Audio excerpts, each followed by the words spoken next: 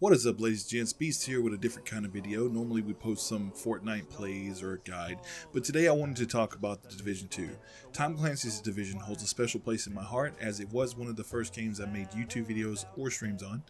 I was loyal to the game for a number of years, sometimes taking a break as there were stale moments with some of the patches or game bugs or exploits making the game unplayable. Setting the negative experience to the side here, the game at its core was very unique and it had a cool concept. The game still has the potential to be truly great, and I'm hoping the sequel will deliver the awesome game we were promised, but not quite got.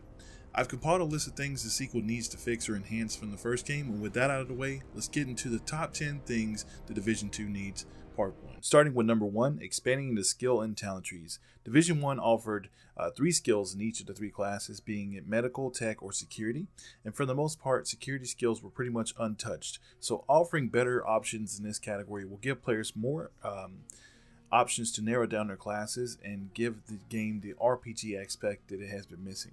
Most players only use the medical or tech skill trees with a limited option based on the meta of the moment. Talents were a great addition, but also fell short because only half of the choices were viable for PvP activities. So I think a complete overhaul of these trees need to be done.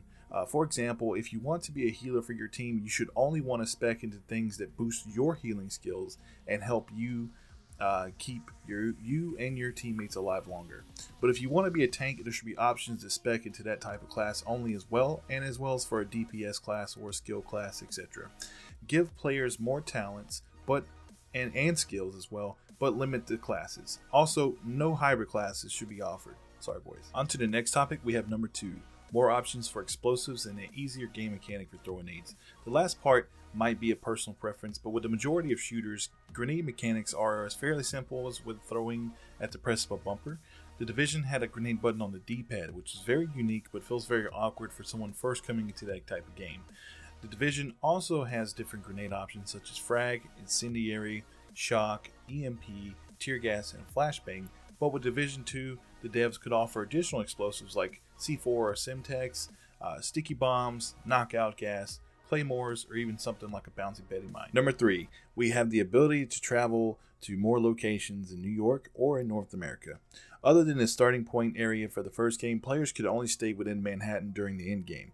As with the gameplay trailer we got back in 2013, the game teased being able to go to various locations in New York. So for the sequel, devs are going to have to expand the game and let players traverse to different areas in New York, or even different locations such as Chicago, Atlanta, or even Los Angeles. Coming in at number 4, we address the elephant in the room: bug fixes and load times. You ever had a long day at school or work, you wanted to race home and hit up the dark zone with the boys, and you turn on the game and it takes 3 minutes to load into the character screen, only for you to press A for the game to load 2 to 3 more minutes? Hopefully I'm not alone in this. On top of that, bug fixes were rampant, and still some bugs to this day never got fixed for the first game. Anyone remember being in a dark zone, getting shot through walls, or popping your hero and it doesn't work and you die because of it? These things should be a thing to pass, and the sequel needs to have none of these old bugs. Next up, we have number 5, make incursions feel more like an RPG raid. Incursions were a cool concept for the Division in terms of giving PvE players something to do. The actual gameplay was fun at first, but quickly turned dull due to all bosses being nothing but bullet sponges and no real raid strategy.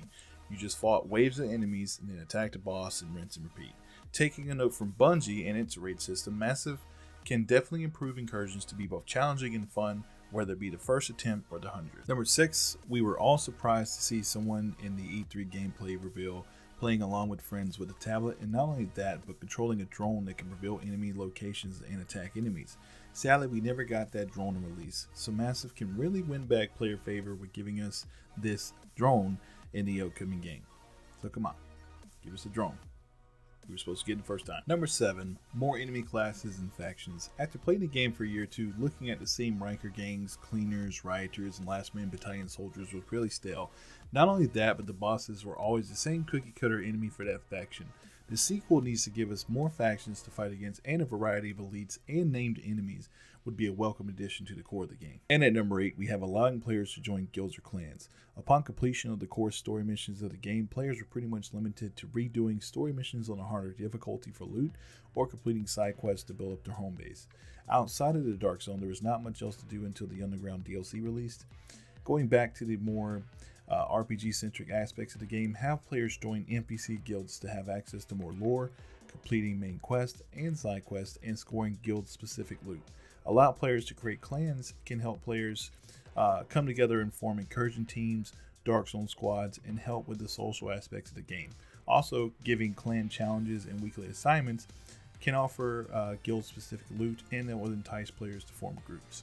Expanding this topic further, we have number 9, loot. For the early parts of the division, loot was very lacking, and it wasn't until in later patches that loot was actually worth scoring. For the sequel, the devs need to enhance the loot system by making sure the player will not keep getting the same gold police M4 a million times and then finally getting the lightweight M4, only to have subpar perks on the gun and then having to grind another week or so to get another one. I know the grind is a part of the experience, but a bit more balance to the loot table and RNG will make players feel more rewarded and want to farm for that perfect gun. And rounding out this video, we have number 10, incorporating a nemesis system for PvE. Taking a note here from Shadow of Mordor, the game featured a nemesis system, which was a mechanic that offered the player unique Uruk rivals to fight against. I think this type of system could be adopted into the Division 2 and let this be a revamp over the high value targets the first game had. You start with giving players small targets to go after, and each enemy kill reveals key information on the boss of that particular faction, or lesser bosses, and so forth. You can offer rewards based on completion of each battle and give huge loot drops on defeating the main boss of the Nemesis tree, as it were. And these Nemesis tree events can drop each week and focus a different faction every time. So what do you guys think of the list? Leave a thumbs up and share the video so more people can see this list, and let me know down in the comments your thoughts on what a Division 2 should offer players, and I may add your topic to future videos. Make sure to subscribe to this channel for more gaming content. My name is Beast of Ishtar, and we'll see you in the next one.